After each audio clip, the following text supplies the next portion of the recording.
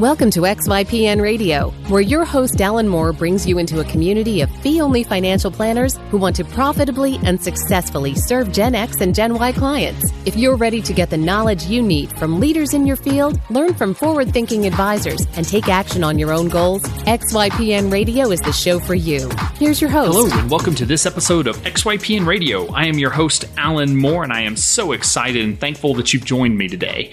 Today is an interview with Pam Horack, the founder of Pathfinder Planning, a fee-only planning firm based in North Carolina, just outside of Charlotte. Now, Pam is one of the founding members of the XY Planning Network, and I'll admit she does a better job of selling XYPN membership on this episode than I ever will. It was not my intention to have her sell you on membership, but she is obviously a fan of XYPN. And like many of our guests, Pam really has had a varied career, but the decision to start her own financial planning firm really came down to two things. It's what her and her husband felt was best for their family, and she felt called to do so, and that it was her mission to start her own firm. So we talked through just kind of her career path, her service model, and how she charges for financial planning, and then closed out with some tips that she had for parents out there that are struggling to find quote-unquote balance, which is a concept she told me after the recording she doesn't think really exists, and I have to admit that I agree with her. So as always, you can access the show notes and additional resources at xyplanningnetwork.com/47, and also remember to join our VIP community at xyplanningnetwork.com/VIP. All right, here's my interview with Pam Horack. Hey, Pam, welcome to the show. Thanks so much for being on. Hi, Alan. Thank you so much for having me. I'm so excited to be here. I am actually surprised you were one of those that I can't believe we haven't had on earlier for XYPN Radio, because you're one of our founding members and have been around a while now and are doing awesome things. So I am thrilled that we were finally able to make a schedule work to get you to come on and kind of talk us through some of what you're working on. Yes, thank you for having me. I am excited to be here too. And you're right. It's been a long time since we've had a chance to sit down and chat. So I'm excited about this. And yes, I was very glad to be one of the founding members. I remember when I first spoke to you, I called and because I heard about XYPN, I think it was through FPA, Financial Planning Association. And I saw that, these people I didn't know were putting together this group. And I thought, that sounds kind of cool. And I remember calling and talking to you and kind of listening to the vision of what this group was going to be and what they were planning to do. And I said, Alan, I have to be part of this group. And I've been here ever since. Yeah, I actually can remember that call as well, because you were excited, and it was just a fun time with all the founding members coming in, just because everyone was just really excited about this vision of how do we change financial planning? How do we bring financial planning to a different group that has never been served before and do it in a different way that makes more sense for them and all of that. So I guess let's kind of just talk about your career and what led to your decision to ultimately go out on your own. So kind of what was your background as you, I guess, from whenever it became relevant all the way through, kind of getting into financial planning? Okay, great. Well, I'll give you the Pam Horack story. This is a story that I tell most of my prospects as they come through as well, because I think it's helpful for my prospects to understand my background and to know where I come from. So I tell this story to everybody. So I graduated from college, and when and I'm not going to say when, but it was during a time when there were very few jobs to be found. So I graduated with a degree in finance, and I went to work at a bank doing the exact same job that I was doing before I graduated from college. So there wasn't a whole lot of growth going on right there, but at least I was getting paid, so that was encouraging. But I learned a lot working through the banking channels. I learned a lot about consumer lending and loans and the deposit side and customer service and all those type of things that you would deal with as a customer on the banking side. And I did that for a while, and then I realized, okay, there's a big glass ceiling here, and because I was working for a smaller bank, and I thought, well, let me go do something different. So I went to work with a computer distributor, and I was helping their clients to lease products. And that was a pretty fun job. That was pretty neat. I liked that a lot. And then after a while, though, I got a little bored with that and said, okay, let me do something different. So I was back in banking for a little while and met my husband along the way and got married. So that was definitely an exciting time. And then we moved. And once again, I had to change jobs. So we moved to Charlotte, North Carolina. And at that time, some of our older listeners may remember the big .com boom when all of the, I know you don't remember that. You were too little. That is actually true. So how old were you in the early 2000s? I'm going to pick on you for a minute. Well, I was born in 87. So let's call it, 14 when the .com bubble was happening. Okay, that's fine. So I was already working and well into my career here. So, but that's okay. That's how you get to be mom, is you get to be a little older, and I'll talk about that later too. So yes, I worked with an online brokerage, and that was fun too, because all of a sudden I was learning all this new information about securities and trading, and I got my Series 7 and 63 and 24. I had all those licenses, and so I was on the phones talking with customers and answering email, and I would go periodically and have my review, and one of the things they wanted us to do was to take about 80 phone calls a day. And that is a lot of phone calls. Yeah, it is. Yes. And they would ask me, Pam, why aren't you meeting your goal? Why aren't you taking 80 phone calls a day? And I would tell them, well, because I'm talking to these people.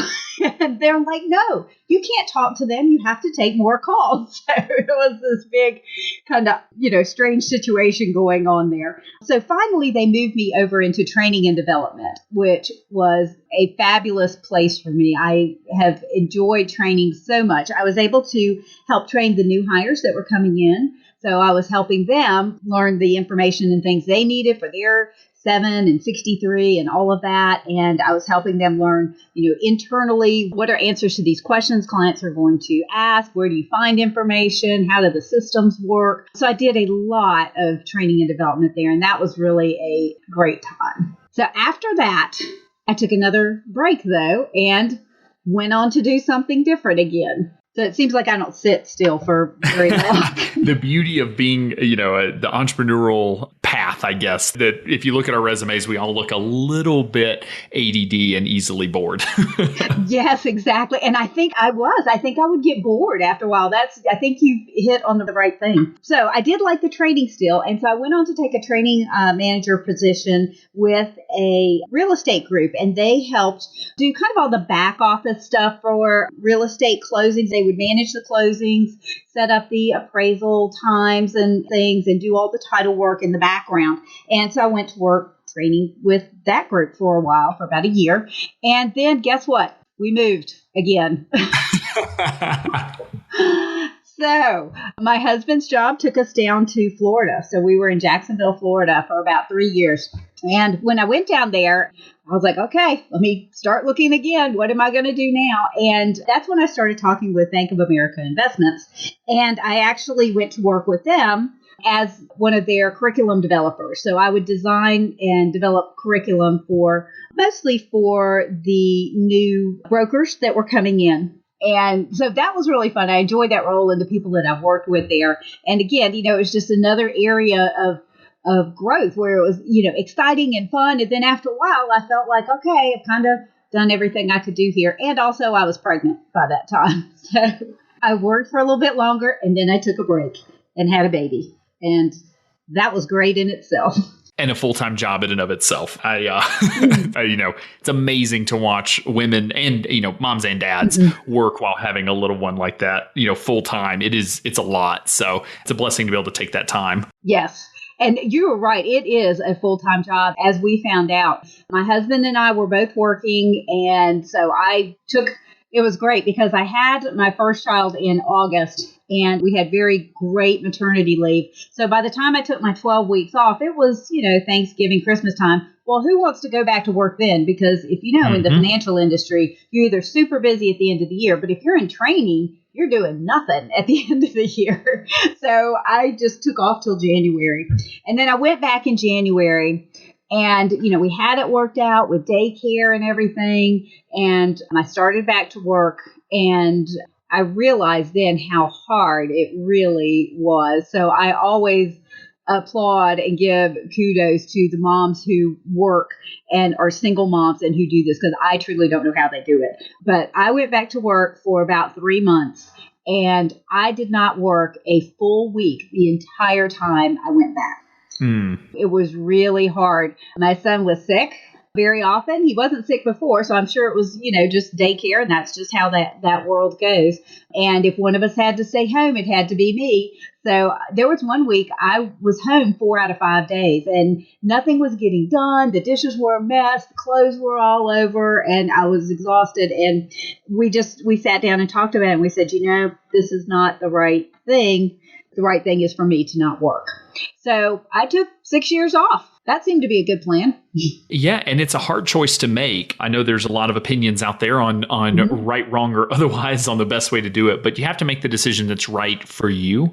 And it's one of the beautiful things, which we'll talk about a little bit, I'm sure, about financial planning, is that it really is a flexible career for parents that decide they want to stay home or back off to part-time or whatever it is that, kind of drives them and what they're desiring to do with their life.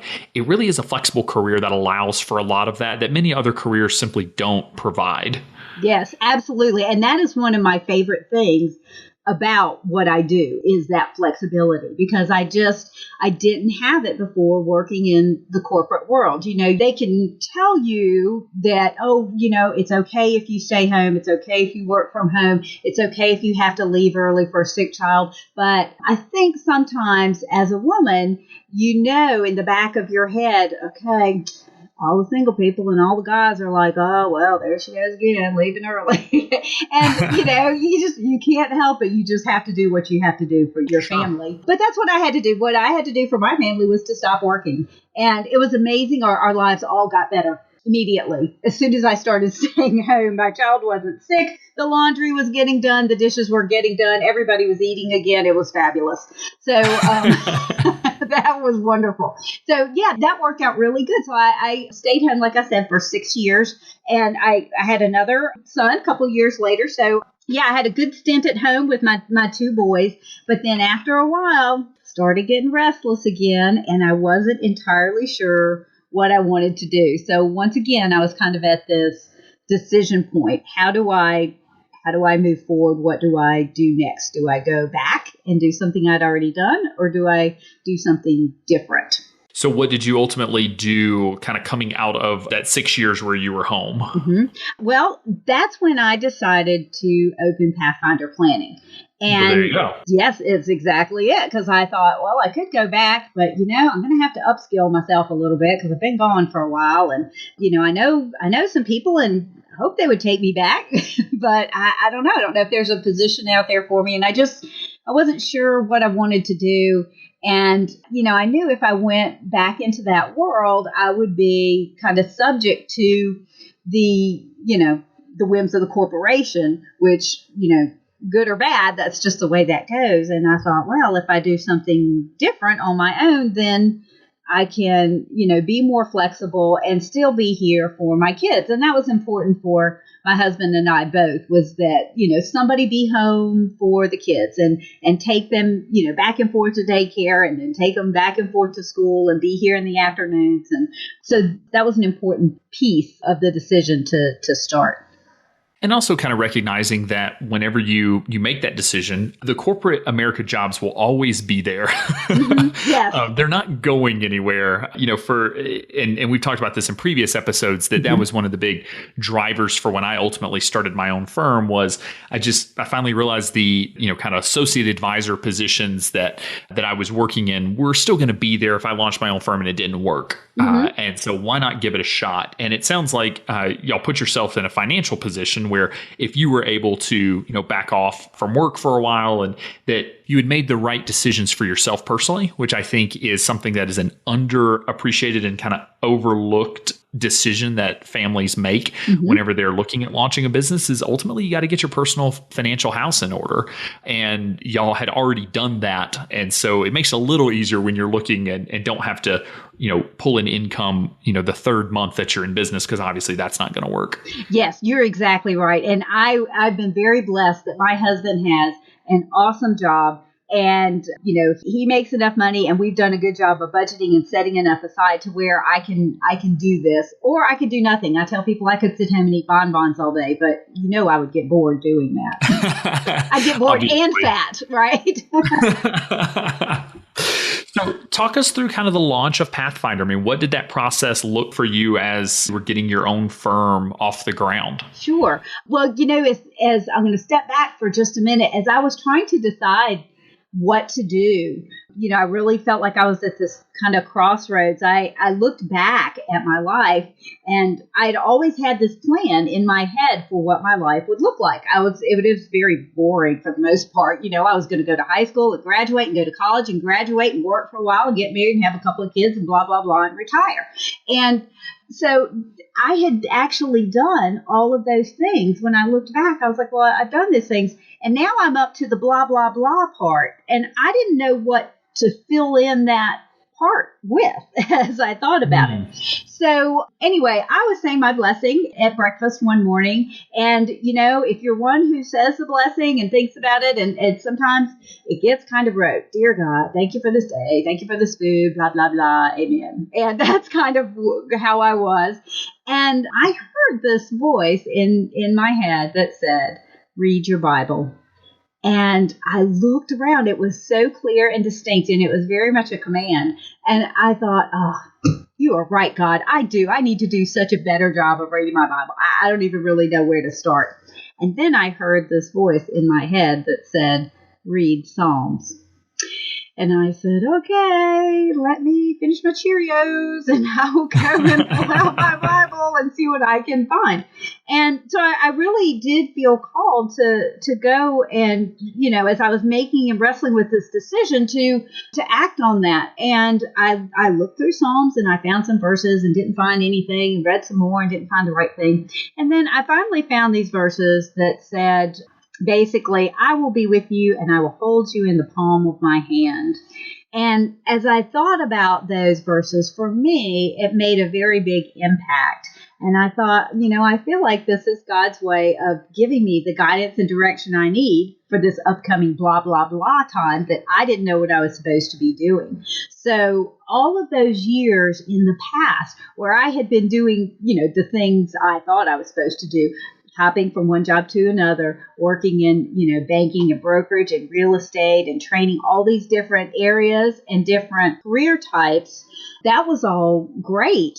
But all that time, I think God was preparing me to do the financial planning that He had planned for me, because I didn't know I was coming into this, period of my life where this is what I was supposed to be doing.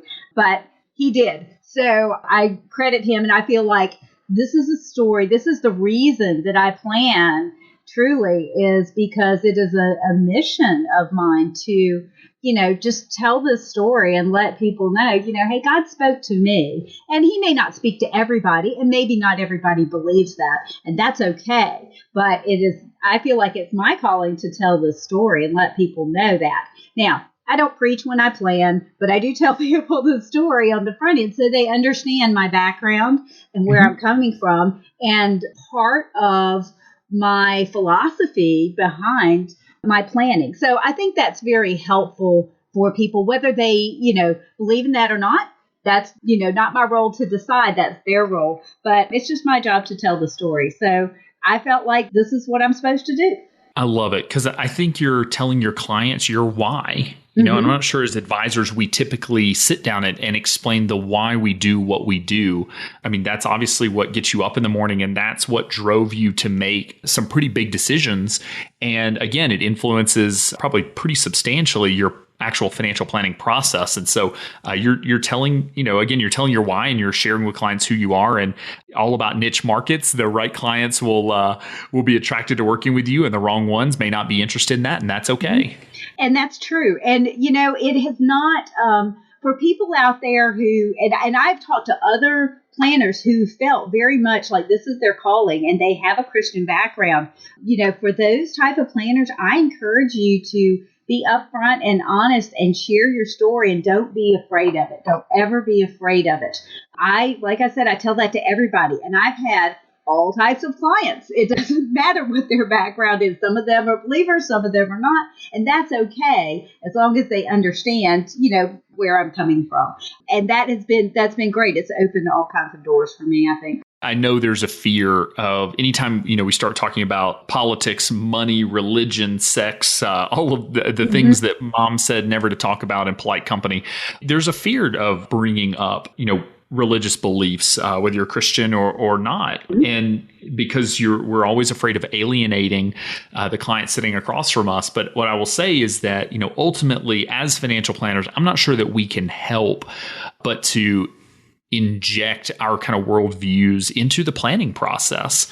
And clients, I think clients deserve to know if we have that bias and if we're bringing that to the table. And a lot of clients are looking for that bias. One of the largest RAs in the country is Ronald Blue, which, is all about working using faith-based principles with their financial planning clients. So don't let anybody tell you can't grow a successful firm actually being yourself and sharing who you are and what you believe.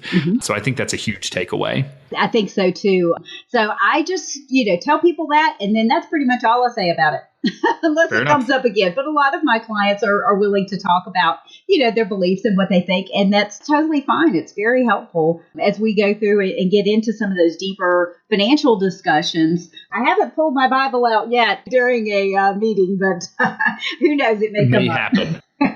When did you make the decision that you wanted to go and start your own firm, and when did you actually launch? It was in about June of 2010 was when I decided, and I talked to my husband, and I told him, here's what I'm thinking, here's what happened, here's what I feel like I need to be doing. And he was super. He was very supportive. He said, okay, if this is what you're supposed to be doing, then go do it.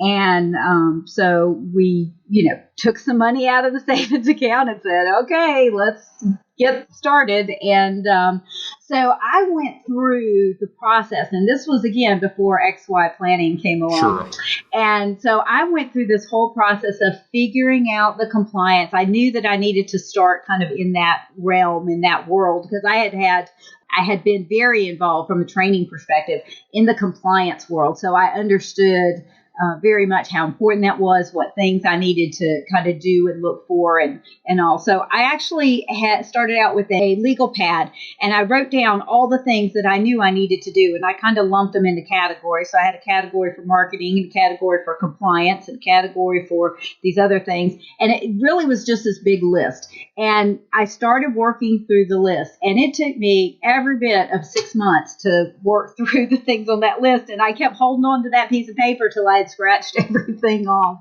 But during that time, I went through the compliance and tried to figure out, what do I need to do? What do I do first? Do I file first, or do I do this other thing first? And then I had to think through software. What kind of software do I want? What do I need? Do I get this one, or do I get that one? And so I had to do my due diligence on the software pieces.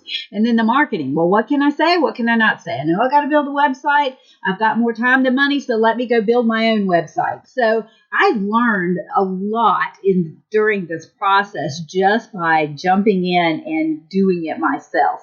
So my startup was very labor intensive. It was very much on me, and it was not very costly because I was doing so much of it myself, because I had the ability, again, to do that. I wasn't in a rush. I wasn't in a hurry. I had my great backup husband. I always have to credit him with that. And so I was able to kind of take my time and put it together the way I felt like it should be done.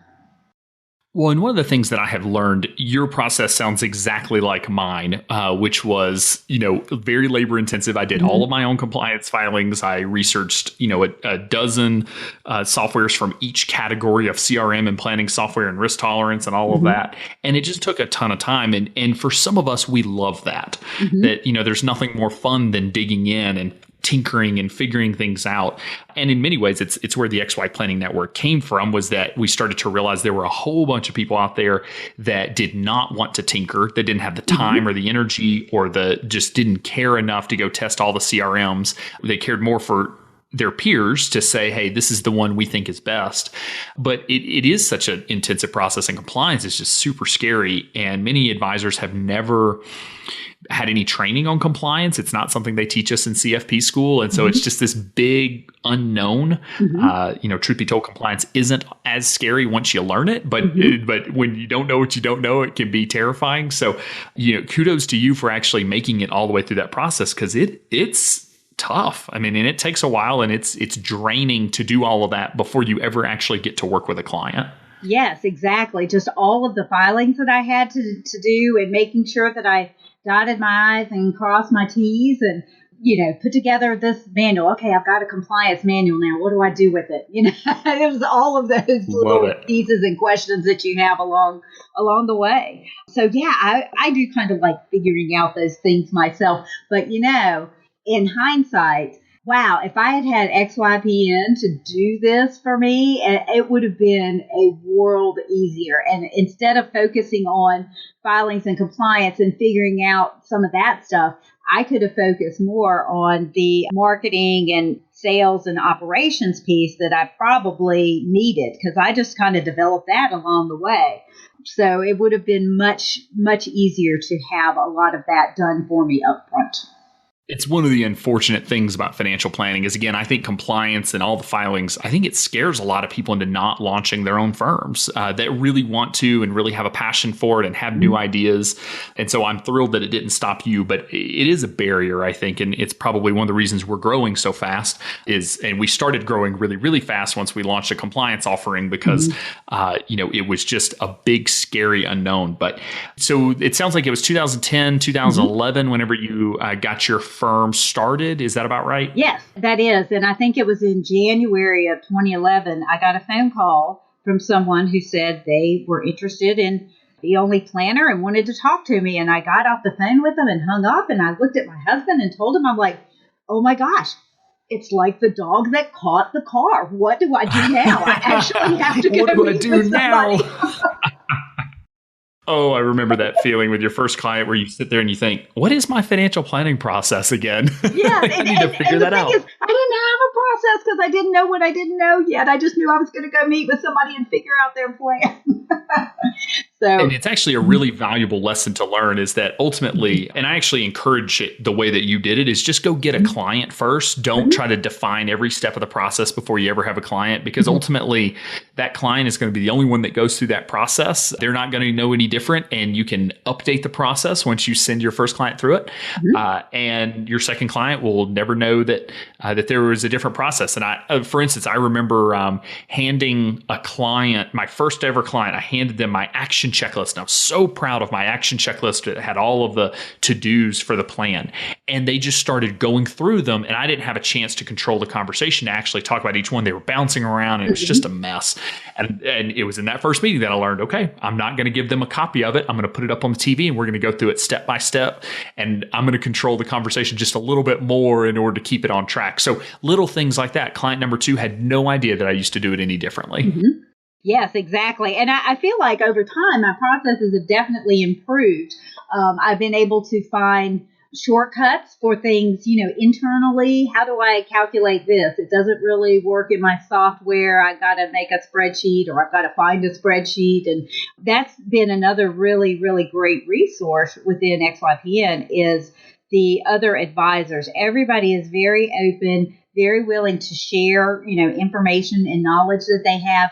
And I truly find that one of the best pieces of XYPN is just the camaraderie that you have with the other advisors. It's been great. And I felt like when I started, I would tell my husband, oh, I've got to file this with FINRA, and then there's this thing and blah, blah, blah. And I'd be throwing out all these industry words. And he did not have a clue what I was talking about. And I could just see his eyes glaze over. So when I first came to XYPN, and we would have periodic calls, and, you'd see everybody on the chat.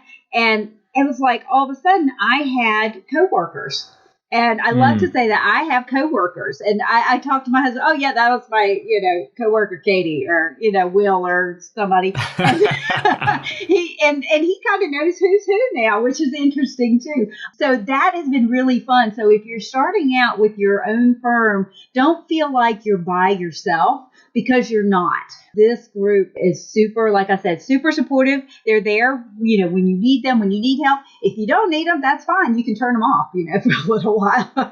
Yeah, absolutely. And it's one of the reasons we push study groups so hard is because, my study group after I launched my firm was integral to the success that I have had, or I guess my career path up until this point. I mean, XY Planning Network really came out of my study group and ideas that were being shared there and that sort of thing. And so, yeah, it's critical that you find a group of people that are like you in some ways, that don't look at you like you're crazy whenever you talk about, the type of work that you're doing. And I remember, and I still have these conversations when I'm at conferences, and I say we have a group of, 215 plus advisory firms that are serving younger clients on a monthly subscription basis. And advisors look at me like a deer in headlights and just can't. Sometimes I feel like those little cute furry animals you see on YouTube, and you're like, I wonder what it is. Like, what does it do? Does it do tricks? And sometimes we can be those little furry animals running around conferences looking like maybe we do tricks. But within XY Planning Network, and really any study group that you form of like-minded peers, you're going to find your people, and you're going to find the people that operate like you and think like you and can contribute to your ideas instead of constantly telling you why things can't be done. So talk us through kind of your refined planning process, because you've been doing this long enough now that you have tried and failed and tried and succeeded, probably with a lot of different components. So kind of what does your service model and kind of your typical client profile look like? And then we'll talk about how you actually do financial planning. Okay. I like to say my typical client, I will say my description of my typical client has never changed. It's always the same. My client looks like this. Mom and dad get up in the morning, shuffle the kids off to school. They come home from work, pay the bills, hope the house isn't underwater, and have a little money in their 401k plan. That's my client. That's the people that I'm looking for. It's basically working families. And I really focus on working families kind of in my local area.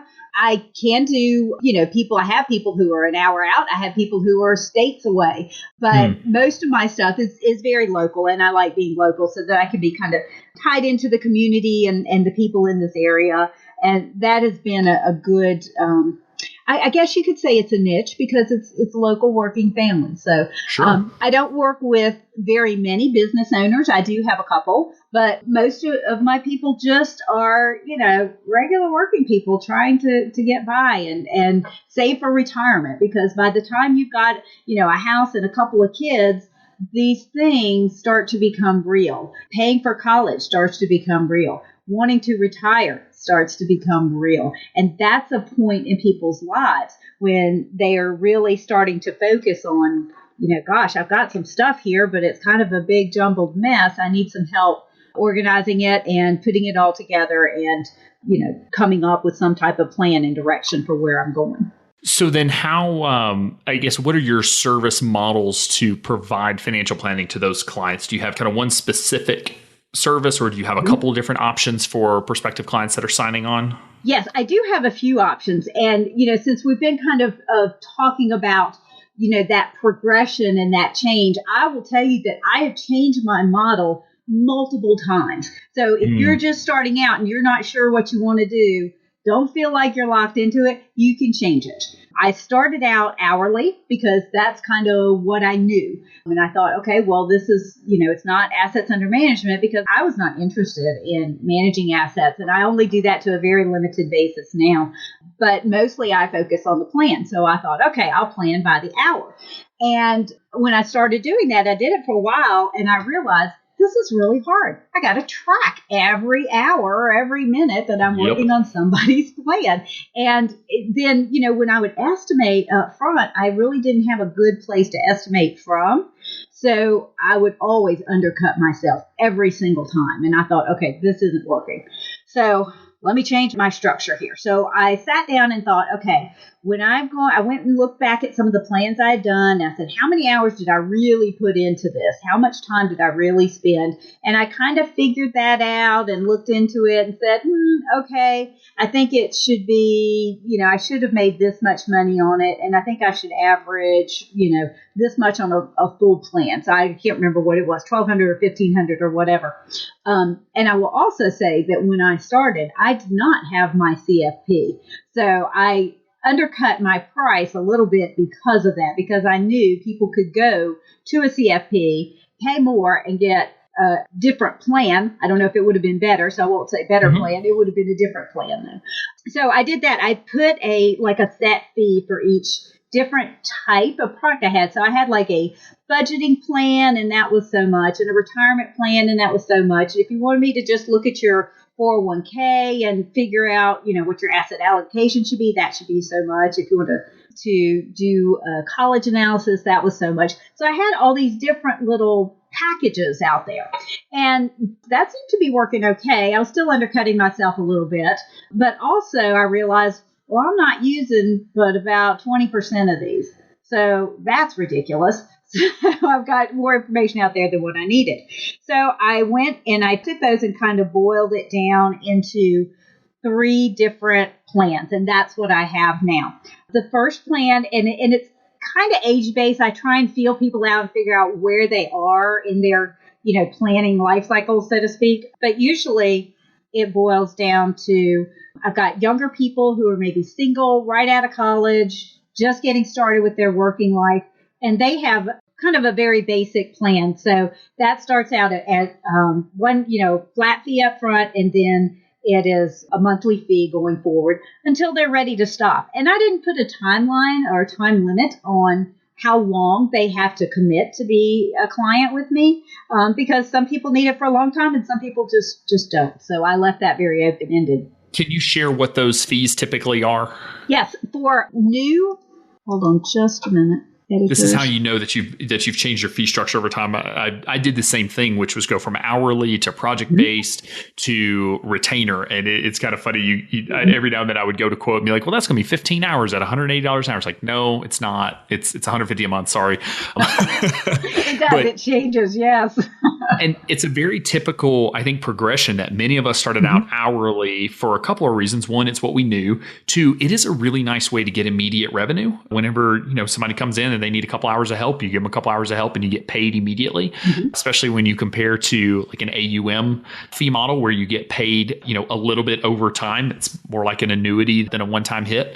But ultimately, running a business on hourly proves to be challenging, and many planners that start out hourly do end up shifting into more project-based or retainer-based or managing investments. And I'm not saying you have to. I know you can run an absolutely successful business just on hourly. It's just not all that common, to be completely honest. Yes, I agree. And I just felt like it was just too much of a challenge for me to try and track all of that too. Exactly. So when I finally got my plans to kind of where they are today, and who knows if they'll stay this way, they may change again. But I basically have the 3 plans. I've got one that is, for my younger people, just kind of out of college, out of school, getting started. That's $495 up front plus $95 a month for their ongoing retainer. Okay. And then the bulk of my people kind of fall into plan 2, which is usually for my typical client, like I said, mom and dad with house, kids, that type of thing. Usually they're looking to save for college and retirement. So my plan for them right now is $995 up front plus $95 a month. And then I've got a third plan. I found that I was getting contacted by a lot of people who were just about to retire. So they haven't retired yet, but they are, retiring in the next 2, 3, 5 years. And that group of people needs some more, detailed cash flow information and look at their pension information and Social Security recommendations. So that group, I charge them $19.95 plus $95 a month.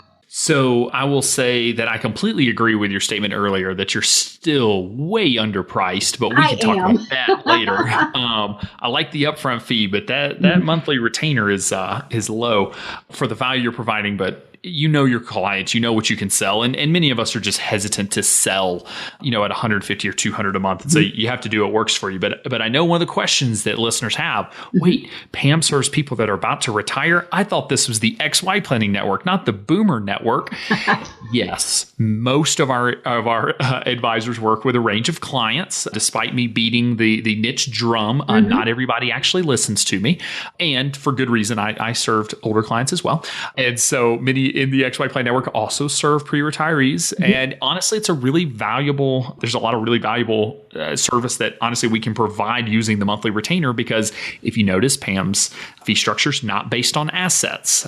If you're approaching retirement and haven't saved a lot into a account that an investment advisor can manage and to deduct fees from, which is most people that are approaching retirement, the monthly retainer is actually the way that makes sense for them. And so I'll close that by saying, yes, monthly retainers work for young people. They work for older people. They work for really anyone. I think it's the most versatile fee structure because it's not dependent on assets. And truth be told, the vast majority of Americans do not have $500,000 or more in an investable account that can be managed by an advisor and fees to be deducted from. So we'll just leave it at that.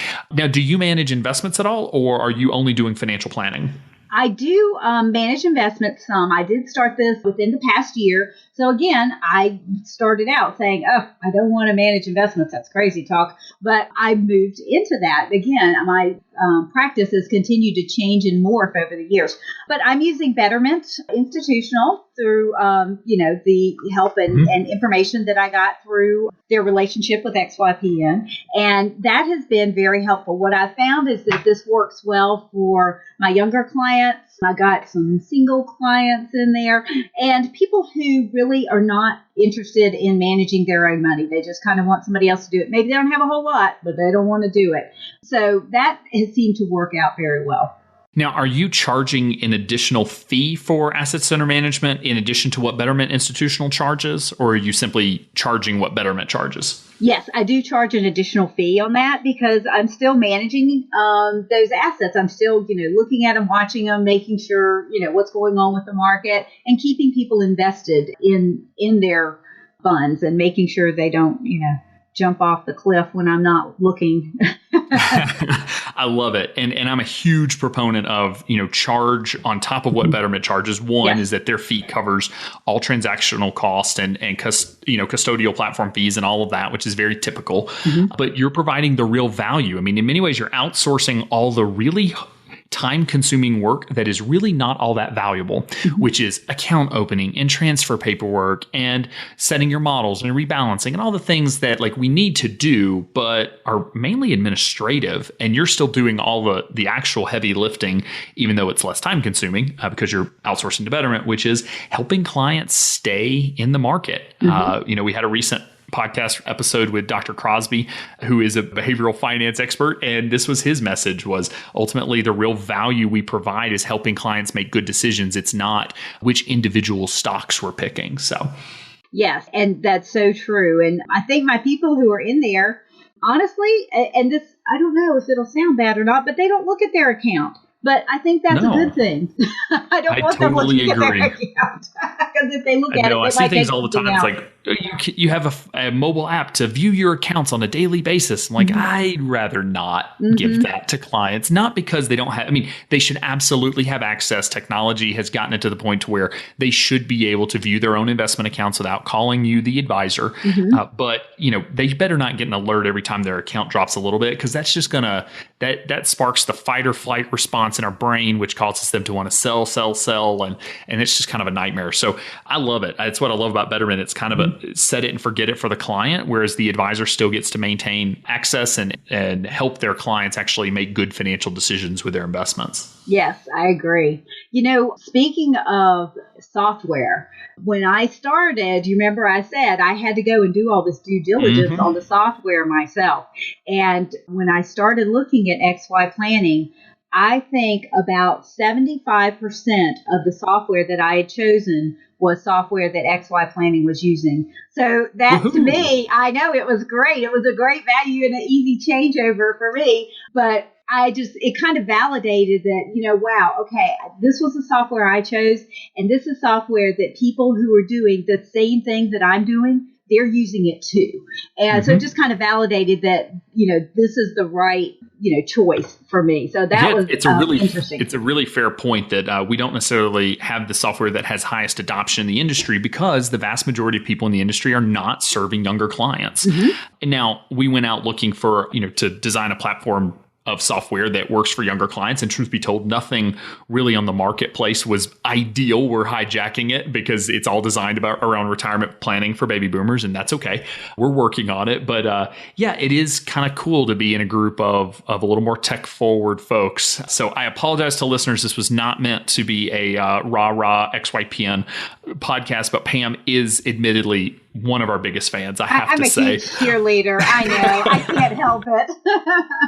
And was awarded, I'm trying to remember the actual title of the award that you won last year at XYPN 15. I wrote it down because I couldn't remember either. It was such a long title, but it's called the Hardest Working Member for the Network Cause Award. That would be Pam to a T. And the reason for that award was we just kept seeing you popping up, helping other members, whether it was leading. We have a group called the Checklist Manifesto group that all read the Checklist Manifesto, which if you haven't read it, it's a must read, and went through and said, okay, let's design processes and procedures for providing financial planning and doing compliance and onboarding a new client and all of these things. Mm-hmm. And then the group has been embedding all of those workflows into Wealthbox, which is the CRM we provide, and make them available to all of our members. Mm-hmm. And so those are the types of things that it can never ceases to amaze me that we have people that are just so willing to just give the shirt off their own back and we'll just jump in and help because they're getting help from other members. And again, whether that's and you can get that in study groups, you can get that in XYPN. There are other groups out there like NextGen and Napagenesis that can provide that. You just have to find your people. And we certainly have people that join that realize we aren't their people and they leave. But for the folks that are attracted to our gritty brand, should I say? I don't know if gritty is the right word, but they generally find a home. But so one of the things I do want to talk to you about, because I think that this is a question, well, I know it's a question that I get all the time as a single dad myself. Mm-hmm. And for all of our working parents, single or married or in a partner relationship, how in the world are you balancing it all? How in the world are you actually making this thing work? So I guess, what do you tell the young moms and dads that are calling you? Because I know they do call you mm-hmm. and say, like, how in the heck am I supposed to get all of this done? It is a challenge sometimes, I will say that.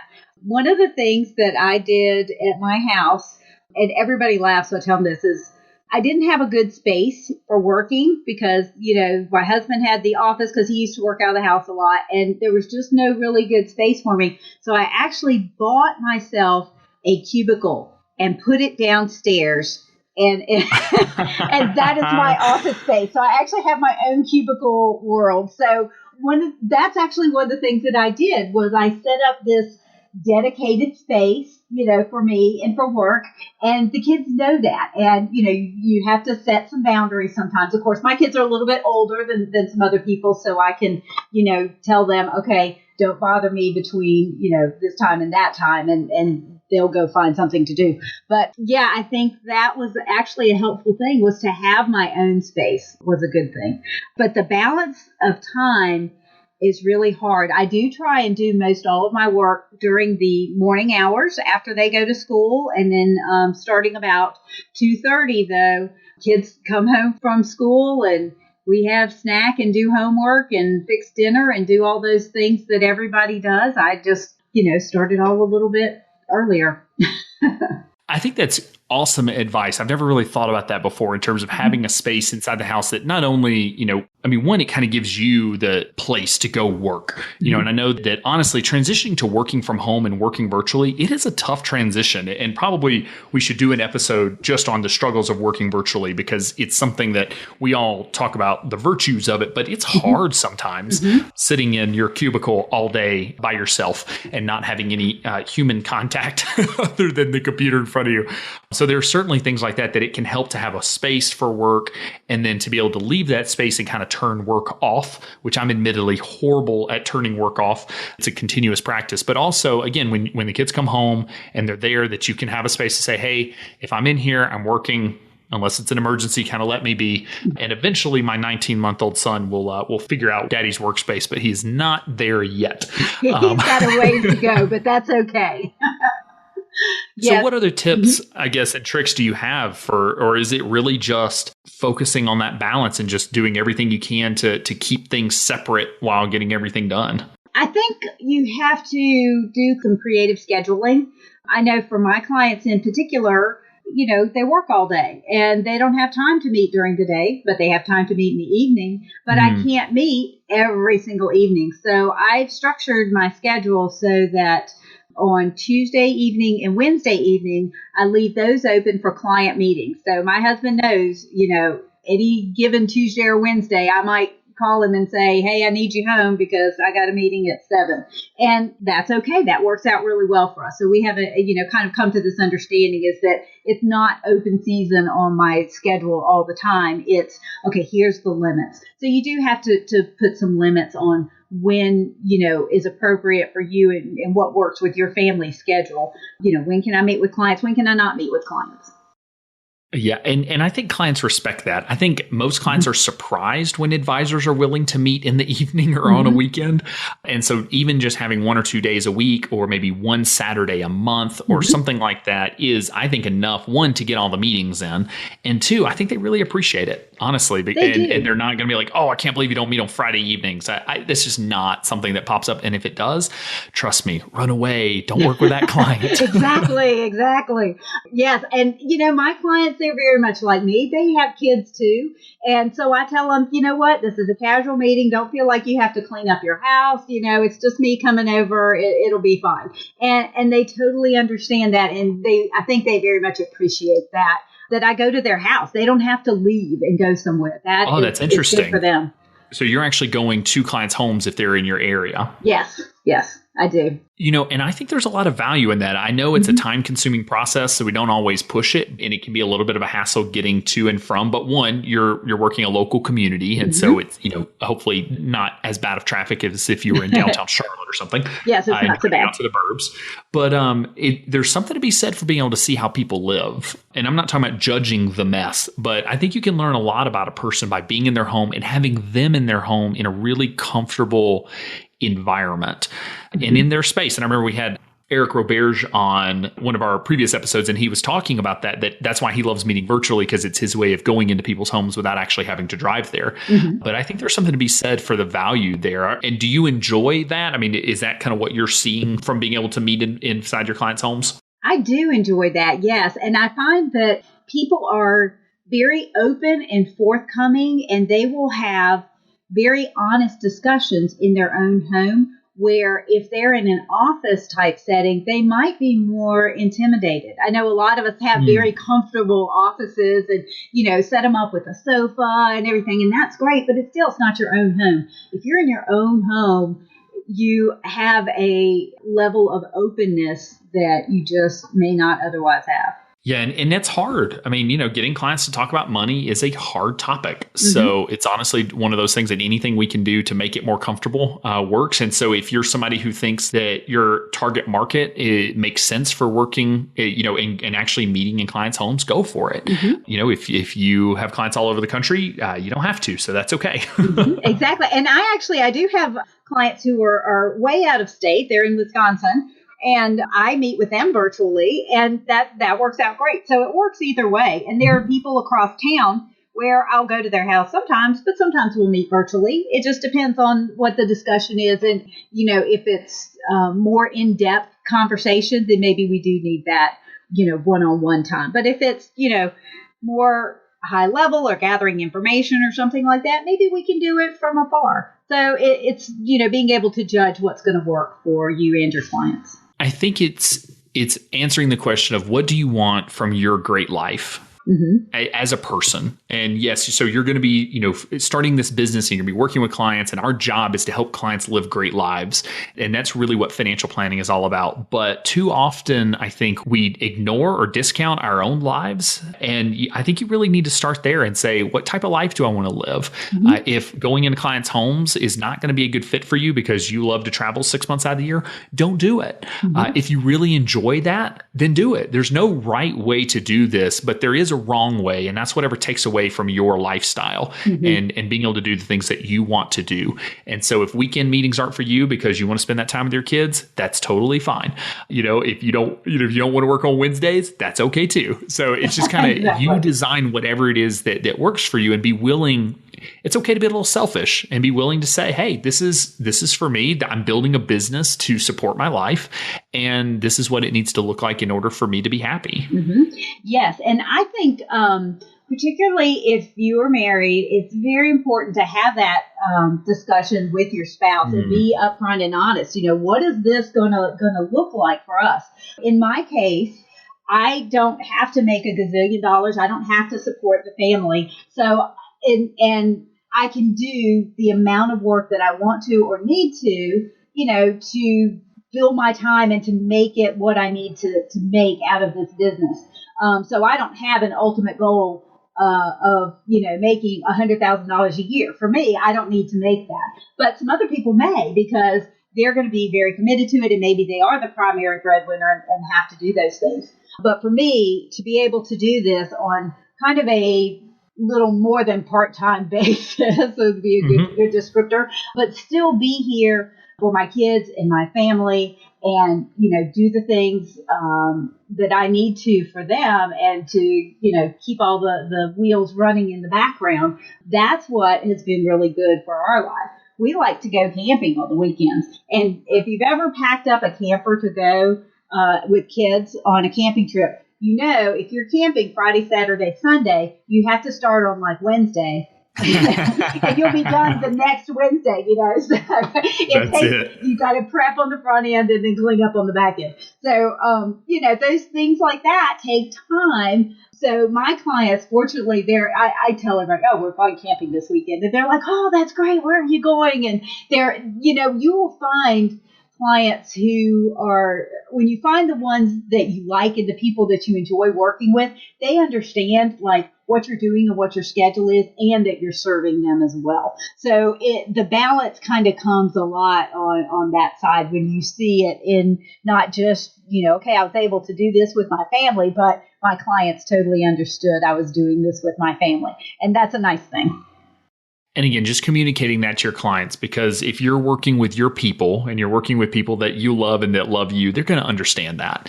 I never once had a client push back about things like that or say, oh, I can't believe you're not working more or anything like that. So don't be afraid to share that with your clients. I agree. And, sometimes, and I actually had this come up this week, as a matter of fact, I had somebody reach out to me and she wanted to meet. She was interviewing different advisors.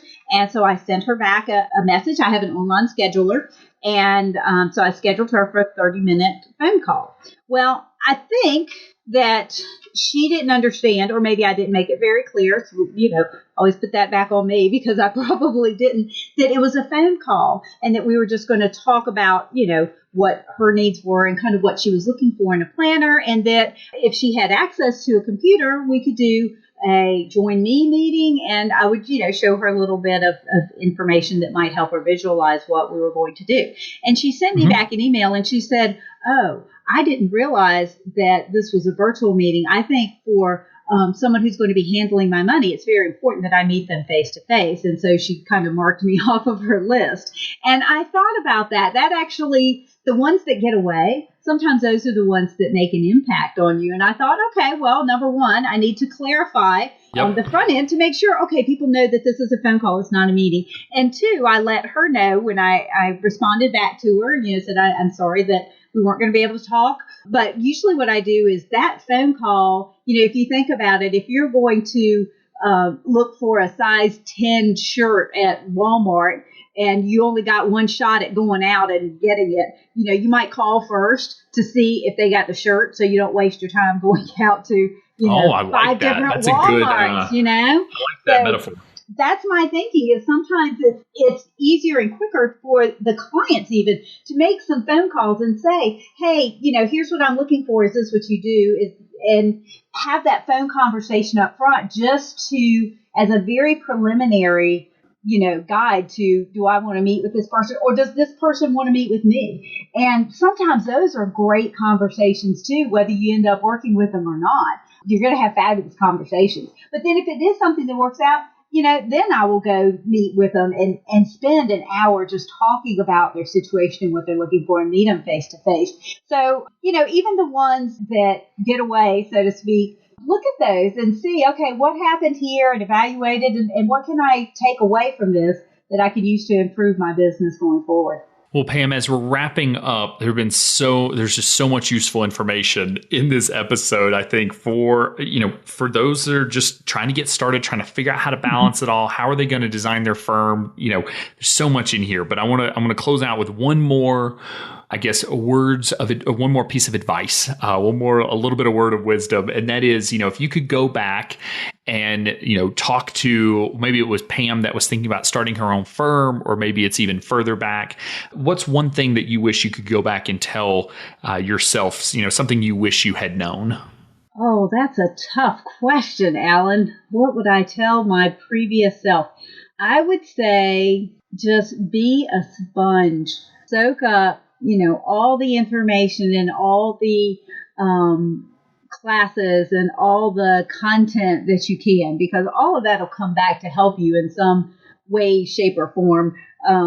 I think that would be one piece of advice, would be to know more, learn more, do more in that sense, and get involved with things. I think that's such a huge piece. I think to a large extent, in a lot of the organizations I worked with when I was working in corporate America, I was not very involved in a lot of other things outside of my little world. I was happy there. But truly, since I've been involved here, I've been very involved with XY planning, but also NAPFA. Being involved with that and meeting other NAPFA advisors in the area has been a great source of referrals for me, just meeting those people. The FPA in my local area has been a great resource. Local college, anything that I can give back. I do enjoy giving back to other people and helping them, which is why Maddie tells people to call me all the time. That's okay.